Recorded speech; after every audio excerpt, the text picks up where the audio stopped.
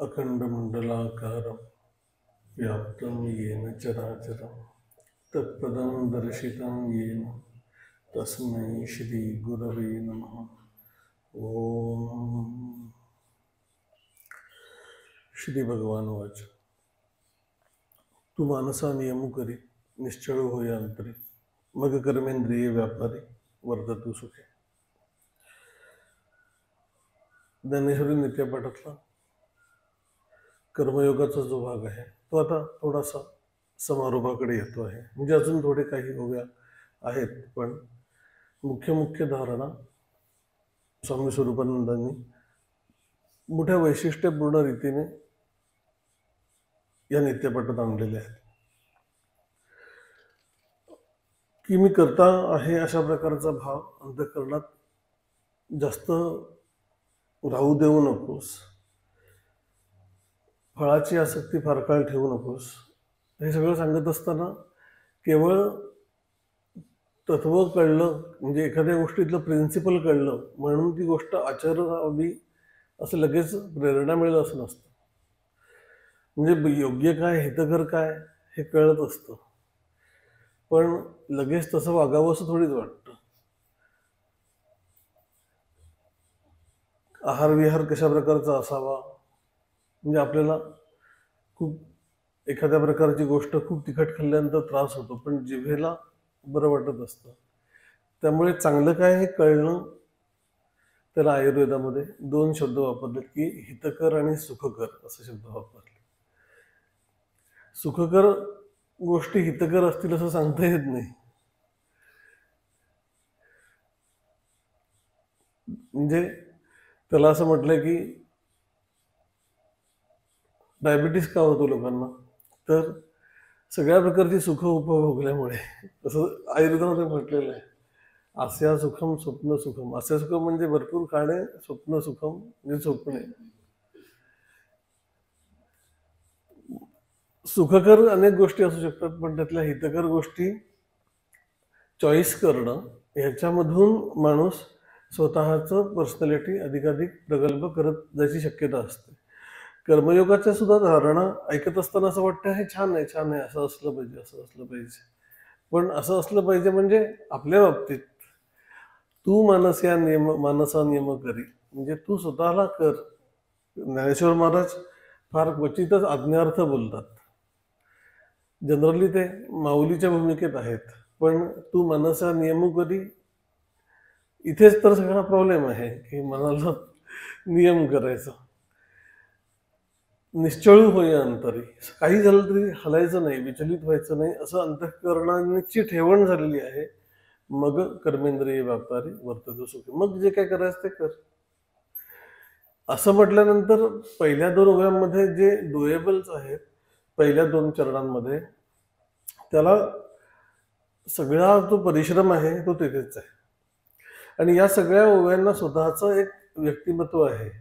म्हणजे एक ओवी घेऊन त्यातल्या एका चरणावर चिंतन केलं तर चिंतनामध्ये अनेक प्रकारचे आस्पेक्ट समोर येतात।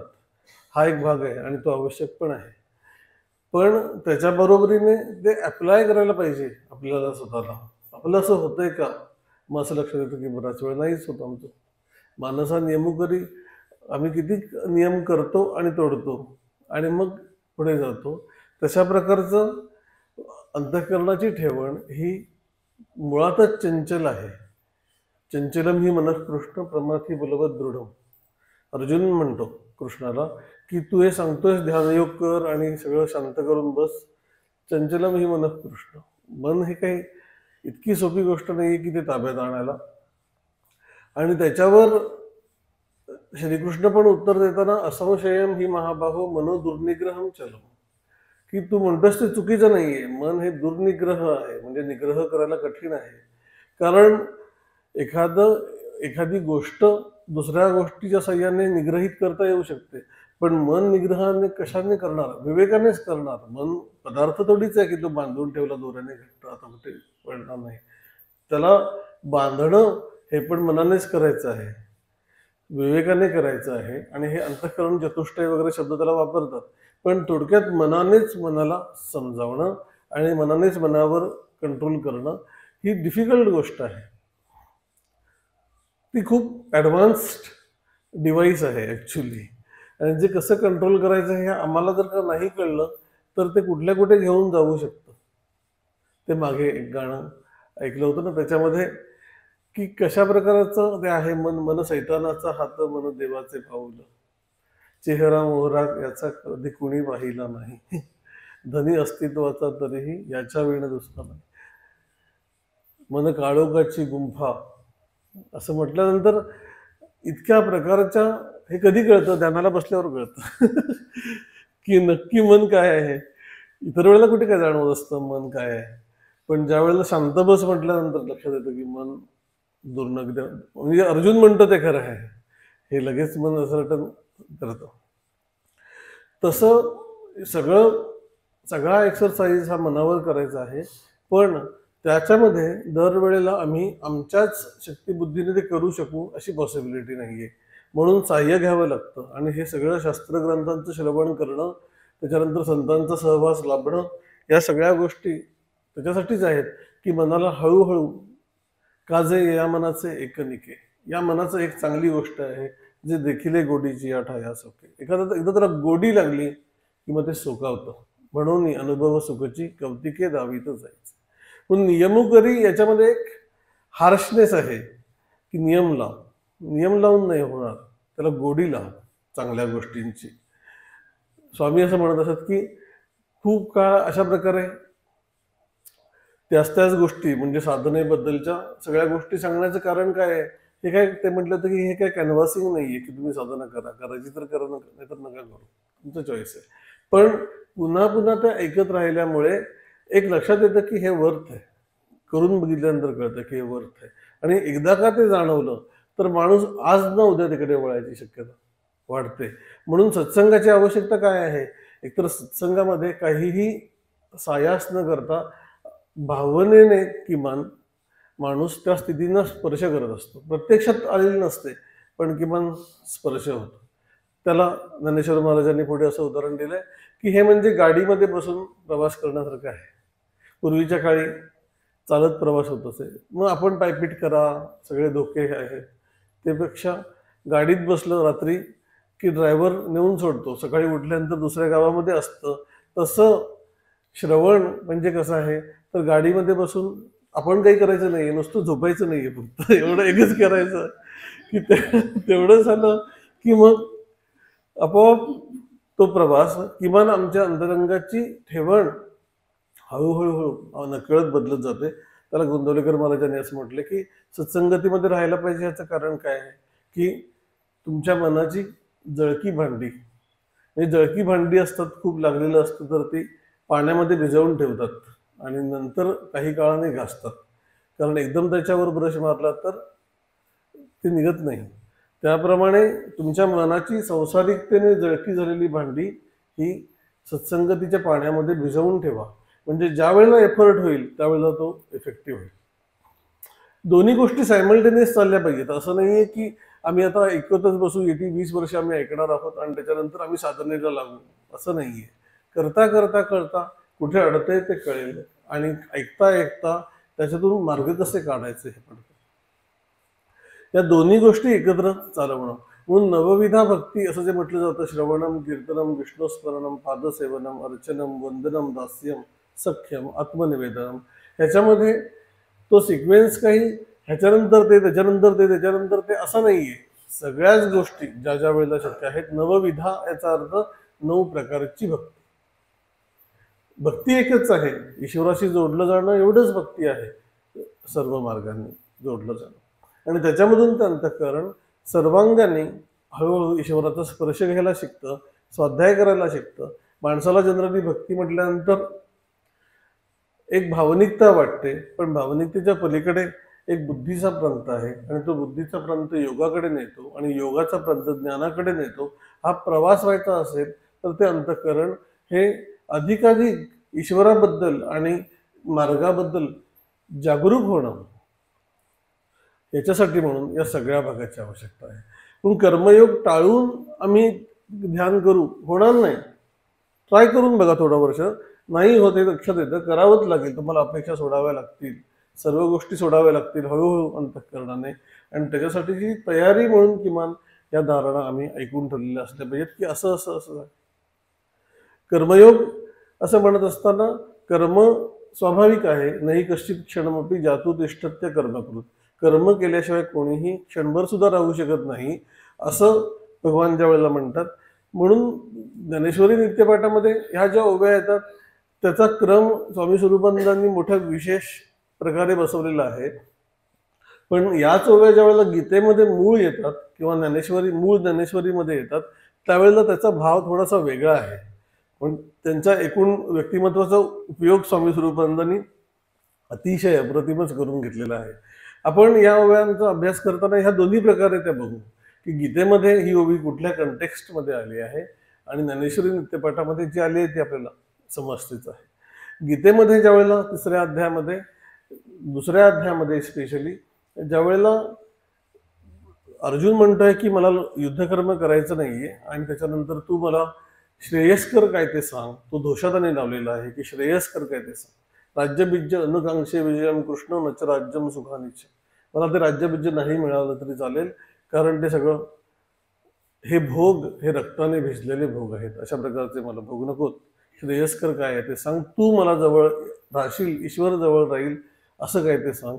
असं म्हटल्यानंतर श्रीकृष्णाने त्याला एकदम ज्ञानाचा उपदेश केला आणि मग तो ज्ञानाचा उपदेश केल्यानंतर त्याला अशी उत्सुकता निर्माण झाली की ज्ञानी व्यक्ती असते तरी कशी.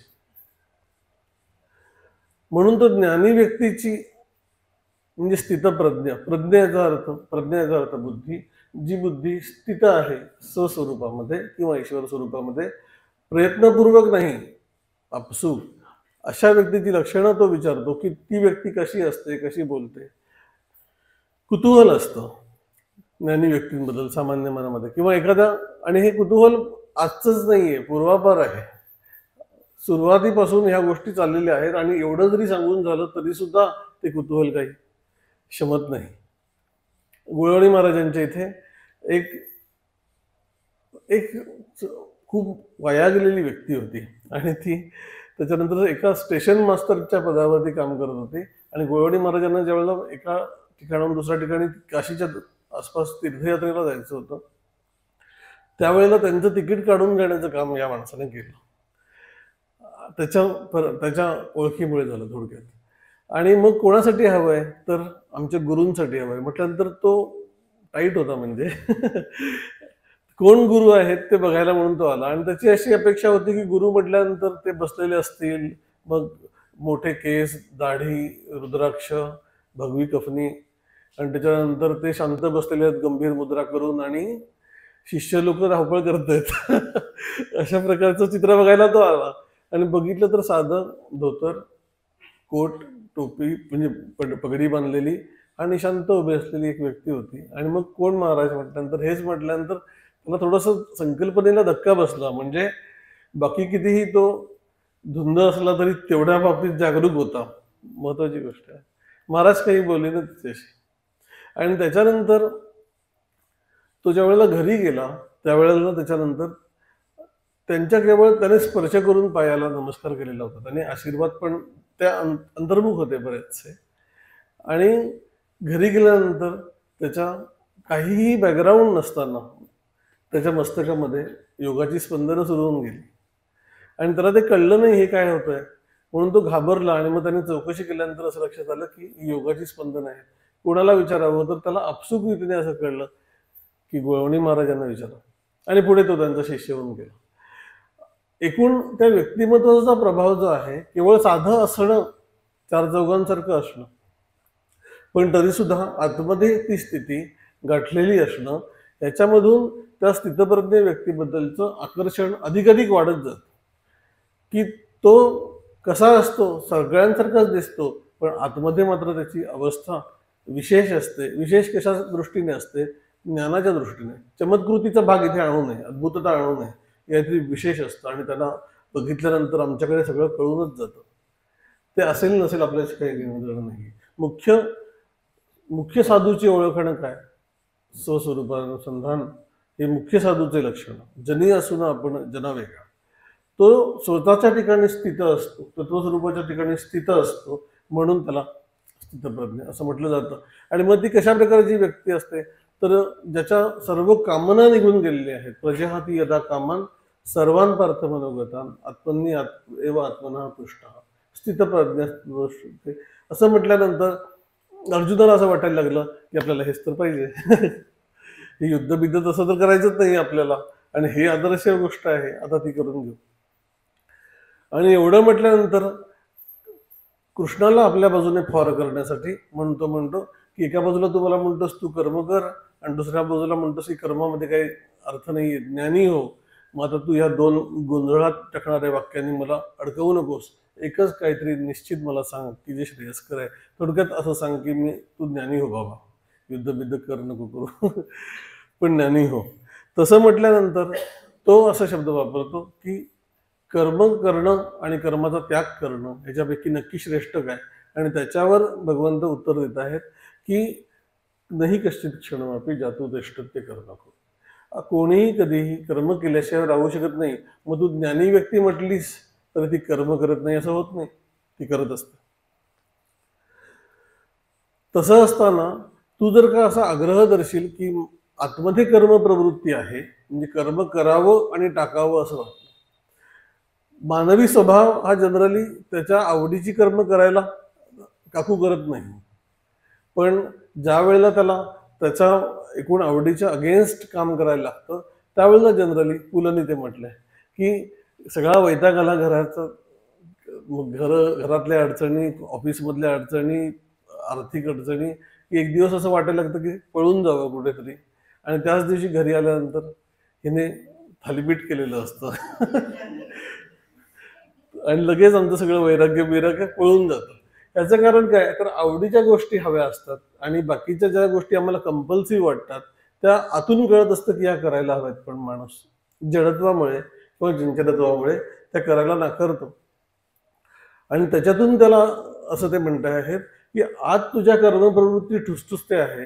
काहीतरी करावं असं वाटणं ही जशी कर्मप्रवृत्ती आहे, तशी काहीतरी टाकावं असं वाटणं ही पण कर्मप्रवृत्तीच आहे. कारण त्याला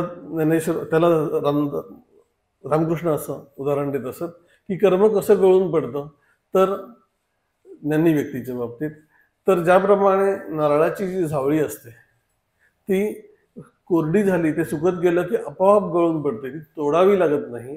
त्याप्रमाणे ज्ञानी व्यक्तीचं कर्म हे सहज गळून पडतं. आता हाही कंटेक्स्ट समजून घ्यायला पाहिजे की ज्ञानी व्यक्तीचं कर्म गळून पडतं याचा अर्थ मग तो आता निवृत्तच होतो, मग त्याचे सगळे बाकीचं सगळं टेकन केअर बाय घरचे किंवा शिष्य मंडळी असं नाहीये. ज्ञानी व्यक्तीचं कर्म गळून पडतं याचा अर्थ उपासनेच्या कर्माबद्दलचं जे साधकाला कंपल्शन असतं त्याची त्याला आवश्यकता उरत नाही, एवढंच त्याचा अर्थ घ्यायला पाहिजे. ज्ञानी व्यक्तीची सगळी कर्म गळून पडतात याचा अर्थ त्याला काही करावंच लागत नाही आणि सगळा उदरनिर्वाह आणि जे काही त्याचं आहे ते पुढे भगवंत बघून घेतो असं होत नाही. त्याला त्याच्या गोष्टी प्रत्येक समाजामधल्या प्रत्येक काळामध्ये ज्ञानी व्यक्ती होऊन गेल्या, त्यांच्या समोर आलेलं प्राप्त कर्तव्य कर्म चोख पार पाडतच ते वागत गेले. जे लोक संन्यास मार्गामध्ये गेले त्याच्यामध्ये पण त्यांना पुढे ज्ञानेश्वर महाराजांनी तो पुढे किंवा भगवंतांनी पण म्हटलंय की संत जरी झाला तरी लोकसंग्रहासाठी त्याला कर्म करावं लागतं, आदर्श घालून देण्यासाठी तरी कर्म करावं लागतं. पण तू जर का असं म्हणशील की मी सगळं सोडेन आणि ज्ञानी होऊन बसेन, असं काही इमॅजिनरी अवस्था आहे ज्ञानी होऊन बसेन वाली. ज्ञानाचा आणि नुसतं बसण्याचा काहीही संबंध नाही.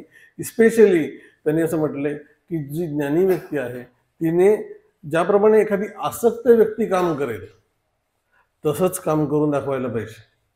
म्हणजे हे आम्ही स्वामींकडे बघितलेलं आहे की एखादा कंपनीचा मालक जर का असेल तो जितका आग्रही असतो प्रॉफिट्ससाठी आणि त्याच्यासाठी म्हणून तो काम करतो आणि सगळ्यांना कामाला लावतो, त्याप्रमाणे तेही कंटिन्युअस कर्मरत असत.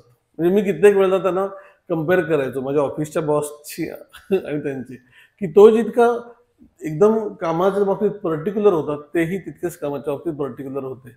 फरक एवढाच होता तर ते मोटिव्ह वेगळे होते आणि यांना काही मोटिव्ह नव्हतं, पण कर्म उत्कृष्ट व्हावं त्याच्यासाठी ते करत असत. तसंच ज्ञानी व्यक्ती असं म्हटल्यानंतर जी आमची एक इमॅजिनरी कल्पना आहे, इमॅजिनरी थिंग आहे की ती अशा प्रकारची असेल तशामध्ये तो त्या कुठल्याही कोष्टकामध्ये ज्ञानी व्यक्ती बसत नाही. भाऊसाहेब महाराज उमदीकर त्याला खूप छान उदाहरण द्यायचे की ज्ञानी व्यक्ती कशी असते तर नुकत्याच फुललेल्या निखाऱ्यासारखी असते. तर त्याच्यावर स्वामींनी एक्सप्लेन केलं होतं की म्हणजे कशी असते तर तुम्ही जवळ जाल तर ऊब मिळेल, त्याच्या ज्ञानाची ऊब मिळेल, प्रेमाची ऊब मिळेल, पण तुम्ही त्याला विनाकारण हात लावायला जाल तर चटका बसेल. तसे ते कुठलीही ज्ञानी व्यक्ती कर्मरत असते. मग ती बाह्य रीतीने तुम्हाला कर्मरत जाणवेल किंवा नाही जाणवणार, पण तिच्या वाटेला आलेलं कर्म उत्कृष्ट रीतीने जगून दाखवणं समर्थ रामदास स्वामी त्याचं उत्कृष्ट उदाहरण. काय आवश्यकता नव्हती एवढ्या सगळ्या प्रकारच्या गोष्टी निर्माण करायची पण स्वतःसाठी म्हणून, पण जिवंत अंतःकरणाची व्यक्ती आहे. सगळं राष्ट्र एका बाजूला कितपत पडलेलं आहे, गुलामीत आहे, पौरुषहीन आहे, त्या सगळ्यांना चेतवण्याचं काम शिवाजी महाराजांसारख्या एका युगपुरुषाला मदत म्हणून साह्यभूत होण्याचं काम अशा प्रकारचं उभारणं प्रकृती आहे त्यांची. तशा प्रकारे तू पण तुझ्या वाटेला आलेलं कर्म कर आणि आतमध्ये कर्मप्रवृत्ती असताना टाकायचं तर मुळीच विचार करू नको असं त्याला म्हणायचं. कारण आतमधली कर्मप्रवृत्ती शाबूत आहे आणि मी केवळ ती चार चौघांसमोर किंवा मला आळस आला आहे म्हणून दाबून बसलो तर ती कर्मप्रवृत्ती विकृत स्वरूपात बाहेर येईल असं त्याला म्हणत. आणि ते स्वाभाविक आहे. त्याला अनेक उदाहरणं दिली जातात. जसं मुलं परीक्षा जवळ आल्यानंतर आतमध्ये टीव्ही बघावा असं वाटतोय, पण परीक्षा आता मार्क तर मिळवले पाहिजेत म्हणून जे दाबून बसतात की आता थोड्या दिवसांनी बघू, तसं ज्यावेळेला ती व्यक्ती काहीतरी इमॅजिनरी गोष्ट समोर ठेवून कर्मप्रवृत्ती दाबून बसते, भोगप्रवृत्ती दाबून बसते, त्यावेळेला वेगवेगळ्या पद्धतीने ते स्वतःला एंटरटेन करणं सुरू करून देते. थोड्या दिवसांनी मग हे आध्यात्मिक एंटरटेनमेंट सुरू होते वेगळ्याच प्रकारची, की जी जास्त घातक आहे. त्यापेक्षा योग्य कर्म कर असं त्यांना म्हणायचं. ते त्यांनी असं म्हटलंय की अर्जुन जर का समोरचं त्याची एवढी युद्ध प्रवृत्ती किंवा क्षत्रिय प्रवृत्ती एवढी प्रगल्भ होती की जर का त्याने ते युद्ध केलं नसतं आणि जंगलात जाऊन बसला असता तर तिथे सुद्धा तो काहीतरी करायचा म्हणून हरणं मारत बसला असता. त्यापेक्षा इथे यांना मार, तुझी प्रवृत्ती आहे ती नीट प्रकारे वापर. तसं कर्मप्रवृत्ती आतमध्ये आहे, काहीतरी भोगावं अशी इच्छा आहे.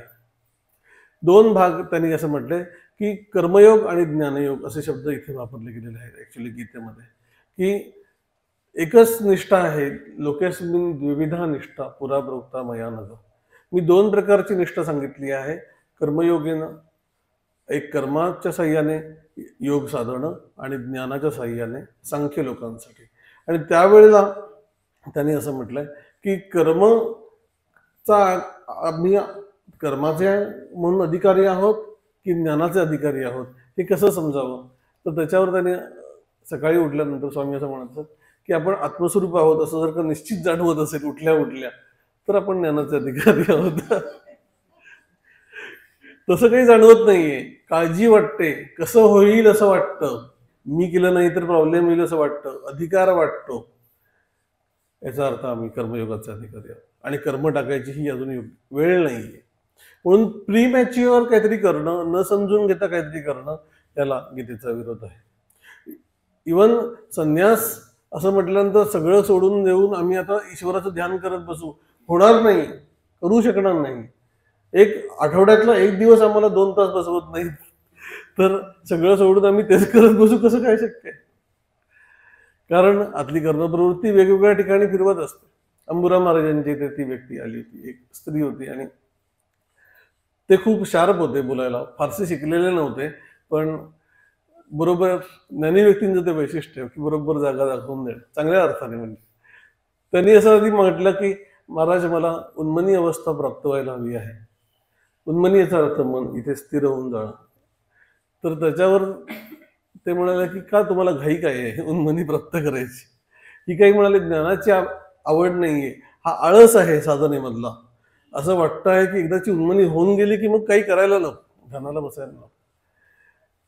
कशा प्रकारे साधन करावं तर ते म्हणाले होते की आंधळी व्यक्ती दोरी वळतं, त्याला ज्याप्रमाणे किती झालं माहिती नाही, किती राहिली माहिती नाही, ती वळण्याचं काम माहिती असतं, त्याप्रमाणे साधन करा. साधनं आले देहाच्या माथा, आपण देह नव्हेची तत्वता, असं जे समर्थांनी म्हटलेलं आहे. आपण जर का देह नव्हे हे मान्य आहे, मग ध्यान करायला काय प्रॉब्लेम आहे? तू तर देह नाहीयेस. तसं त्यांच्याकडे ती जी व्यक्ती आली होती त्यांनी असं म्हटलं की महाराज सगळं सोडून नेमामध्ये बसावं, म्हणजे ध्यान करावं असं मनात आलं आहे, तर तुमच्याकडे मठामध्ये येऊन राहतो. तर म्हणाले ठीक आहे, मठात सगळं सोडून ध्यान करायला आलेलं आहेस तर तुम्हाला ही खोली याच्यात बसायचं, सगळं सोडून नेमाला बघायचं, जेवायलाही बाहेर यायचं नाही, सगळी व्यवस्था मी करतो, ताट पण आतच येईल, सगळ्या गोष्टी आतमध्ये येतील. आणि असं म्हणून त्याला थोडा वेळ कोंडल्यानंतर कासावीस होऊन बाहेर आला. का बाहेर का आला? नाही, थोडंसं काहीतरी वाचन करून म्हणतो. मग एवढंच करायचं तर घरी बसून कर. सर्व प्रकारच्या कर्मप्रवृत्ती आतमध्ये आहेत आणि त्याच्यामधून त्यांना ऍड्रेस न करता तुम्ही एक काहीतरी अध्यात्माला लागलो असं म्हणून सगळ्या जबाबदाऱ्या टाकून बघत असाल तर त्याला गीतेची मान्यता नाही. नाही कश्चित क्षणमपि जातो तिष्ठत्य कर्मकृत असं म्हणत असताना पुढे गीता एक मोठा भाग सांगते की अशा प्रकारे कर्म प्रत्यक्ष न करणं, म्हणजे मी तर काही वाईट वागत नाही, चोरी काही करत नाही, कुठलीही वावगी गोष्ट म्हणजे हातून घडत नाही, पण आतमध्ये इच्छा बाळगणं, भोगप्रवृत्ती वाईट प्रकारच्या पण बाळगणं, पण प्रत्यक्षतः त्या न करणं, याच्यामध्ये ते दोन शब्द वापरले जातात की एक सभ्य असं म्हटलं जातं आणि दुसरं म्हणजे सज्जन असं म्हटलं जातं. सभ्य याचा अर्थ सभेमध्ये योग्य वागावं, कारण का तर चार लोक बघत असतात, म्हणजे कितीही वाटलं सभेमध्ये तरी सुद्धा, म्हणजे ज्या वेळेला आपल्याकडे चार लोक बघत आहेत त्यावेळेला मनात काहीतरी विचार आला तरी वागता येत नाही तसं, कारण का तर इमेजचा प्रश्न आहे आमच्या, त्याला सभ्य असं म्हटलं जातं. याचा अर्थ आतमध्ये विकार आहे पण तो विवेकाने दाबून ठेवलेला आहे.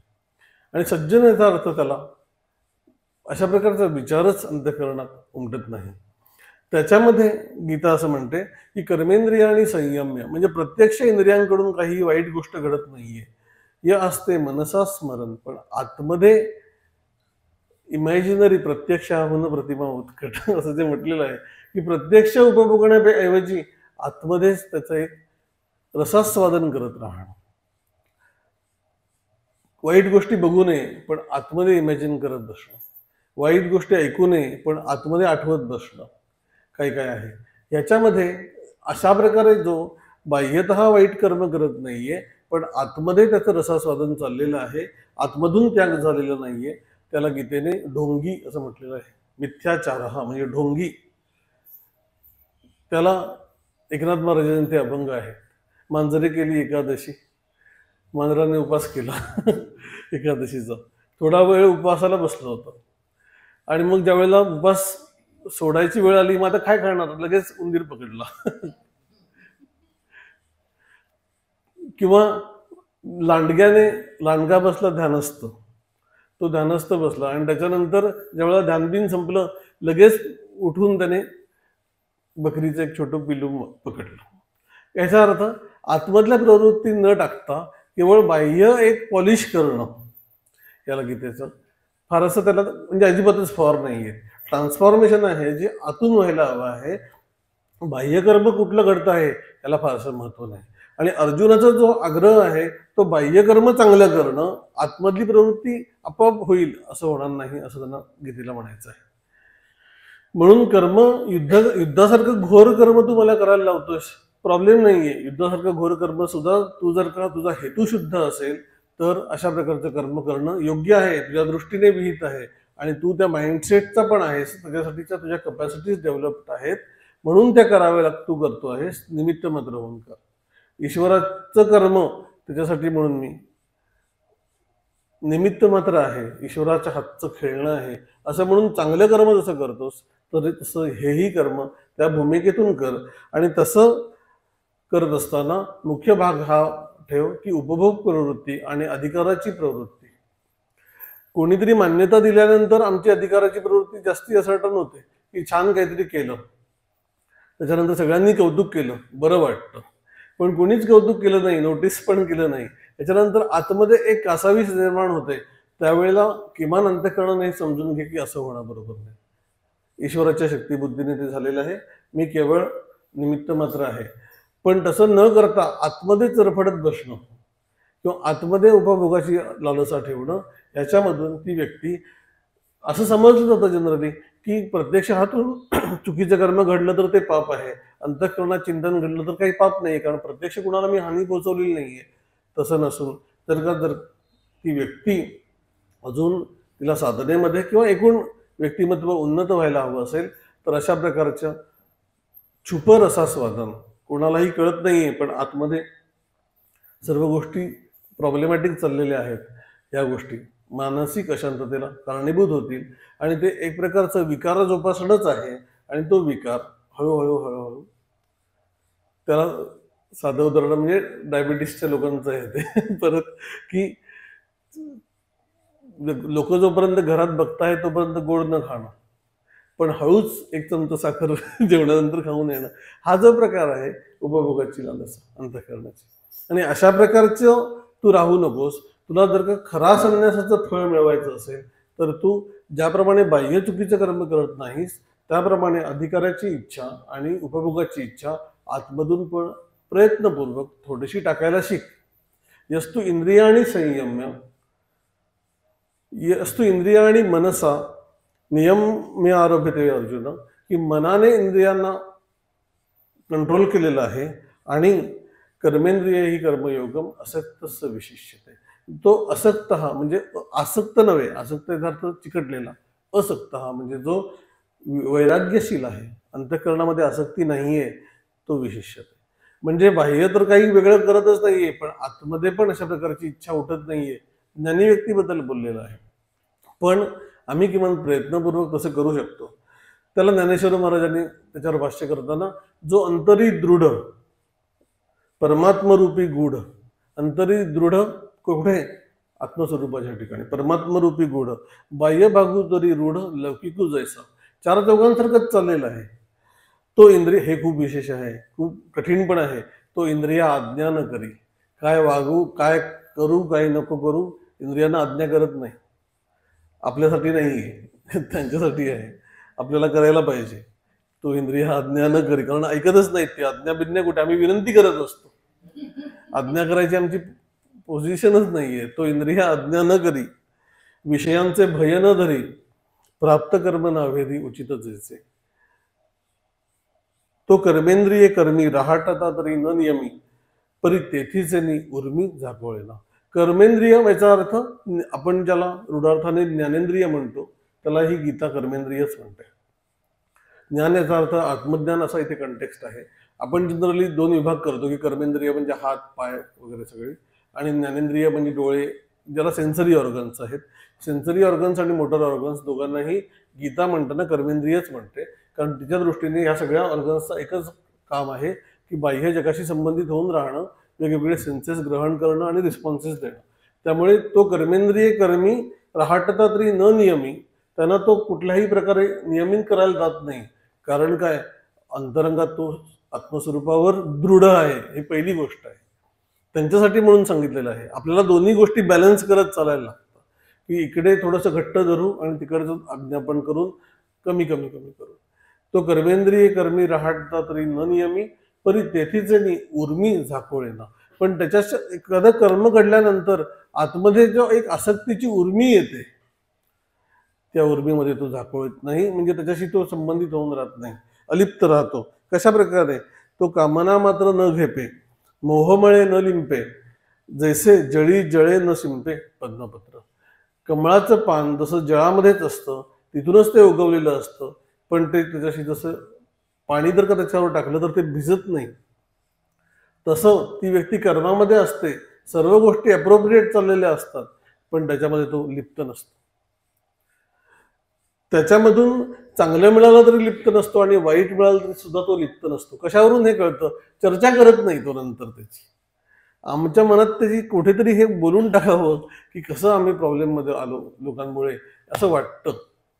संत त्याचा उल्लेखही करत नाही. अंबुरा महाराजांच्या आज दृष्टांत सारखे यायला लागलेत, पण त्यांना एकदा एका कोर्टामध्ये साक्षीसाठी म्हणून बोलवलं होतं, आणि त्या साक्षीमध्ये जो गिल्टी आहे त्याच्या बाजूने तो कसा निर्दोष आहे हे सांगायला म्हणून साक्ष महाराजांना खोटी साक्ष द्यायला बोलवलं होतं. तर तो तिथे गेल्यानंतर वकील त्यांना पडवायला लागला की असं असं साक्ष द्यायची. तर महाराज म्हटले, काय साक्ष द्यायची मला माहिती आहे, तुम्ही नका सांगू.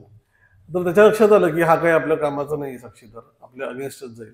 म्हणून ते म्हटले की तुमची साक्षीची गरज नाही, तुमचं काम झालं असं म्हणून अपमानित करून एक प्रकारे त्यांना तिथून बाहेर काढलं कोर्टातून. तर त्याच्यानंतर निघाल्यानंतर महाराजांबरोबर साधक पण होते काही. चला चला म्हणे, लवकर चला, नेमाची वेळ झाली, साधण्याची वेळ झाली, असं म्हणून तो उल्लेख पण नाही. कशा प्रकारे मी त्यांनाही माहिती होतं की ही एक सत्पुरुष आहेत, एका संप्रदायाचे उत्तराधिकारी आहेत. काहीही नाही, त्याच्याशी जोडूनच नाही घेतलं स्वतःला. आलं समोर कर्म, तिथे गेले, तेही टाळलं नाही. तिथे जे सांगायचं आपली खऱ्याची बाजू पण सोडली नाही. पण अपमान झाला, निघून आले, काही फरक पडत नाही. तसं तैसा संसर्गा माझी असे, सकाळांसारिखा दिसे, जैसे तोय संगे आभासे भानुबिंब. हे अजून एक उत्कृष्ट दृष्टांत आहे की पाण्यामध्ये ज्याप्रमाणे सूर्य प्रतिबिंब दिसतं, पण पाणी गढूळ झालं म्हणून सूर्य गढूळ होत नाही, तसा तो सर्वांमध्ये असतो, पण तो त्याची अंतरंग रीतीने त्याच्यापासून वेगळा असतो, तेजस्वी असतो. तैसा सामान्यत्वे पाहिजे, तरी साधारणूची देखीचे, एरवी निर्धारिता नेणीचे सोय ज्याची. पण त्याची अंतरंग स्थिती जर का बघायला गेली तर समजून येत नाही. अर्जुना तोची योगी, विशेषीचे जो जगी, म्हणून ऐसा होय या लागी म्हणिपेत होते. म्हणून मी तुला म्हणतोय, श्रीकृष्ण म्हणतात की असा हो. मग काय कर, तू मानसा नियम करी. पहिलं बाकी सगळ्या गोष्टी करत बसू नको, मानसाला नियमित कर. तू मानसा नियम करी, निश्चळू होय अंतरी. मनाची जी ओढ आहे सतत उपभोगांमध्ये जाण्याची, सतत मोठेपणाची इच्छा असते मनामध्ये, ती बाळगण्याची, ह्याच्यामधून स्वतःला वेगळं कर. मानसा नियमू करी, निश्चळू होय अंतरी. मग कर्मेंद्रिय व्यापारी वर्तन सुखे. मग जी जी कर्म समोर आहेत ती कर, काही प्रॉब्लेम नाही. पण उलट करायला जाशील की कर्म चांगलीच करेन आणि आतमध्ये मनाला कंट्रोल केलेलं नाही, प्रॉब्लेम मध्ये आहे. म्हणून हा एक गीतेचा आस्पेक्ट आहे जो या ओवीपर्यंत घेऊन आलेला आहे. ज्ञानेश्वरी नित्यपाठातला जो प्रवाह आहे तो एका वेगळ्या पद्धतीने या ओवीकडे येतो. तो आपण पुढच्या वेळेला बघूया. हरि ओम. सदा सर्वदा योग तुझा घडावा, तुझे कारणी देह माझा पडावा. उपेक्षू नको गुणवंता अनंता, रघुनायका मागणेची हाता. उपासनेला दृढ जाल व्हावे, भूदेव संतांसी सदा नमावे. सत्कर्म योगे वय घाल व्हावे, सर्वोन्मुखी मंगल बोल व्हावे. जय जय रघुवीर समर्थ. अमितो योगी थोर विरागी, तत्वज्ञानी संत, तो सत्कविवर परात्पर गुरु, ज्ञानदेव भगवंत. ओम.